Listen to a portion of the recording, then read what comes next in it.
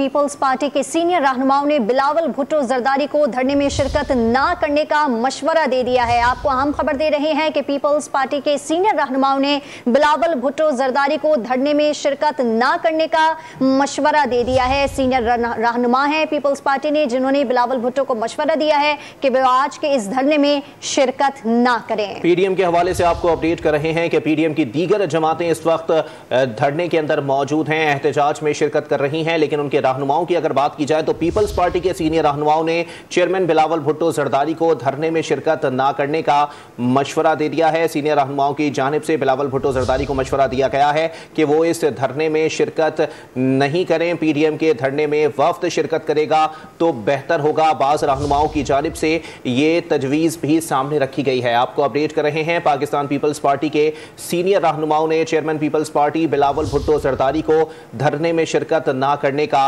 मशवरा दिया है। पीडीएम के अंदर भी इस एहतजाज को लेकर काफ़ी इख्तिलाफ है, जो कि सामने आ रहा है कि यहां पर तमाम जमातें मुत्तफिक दिखाई नहीं देती। वहीं पीपल्स पार्टी के सीनियर रहनुमाओं ने चेयरमैन बिलावल भुट्टो जरदारी को धरने में शिरकत ना करने का मशवरा दे दिया है। ज़राए का कहना है कि बाज़ रहनुमाओं की जानिब से यह तजवीज़ दी गई है कि पीडीएम के धरने में वफ्द शिरकत करे तो ही बेहतर होगा। पार्टी लीडर के तौर पर बिलावल भुट्टो इस धरने में शिरकत ना करें तो अच्छा है।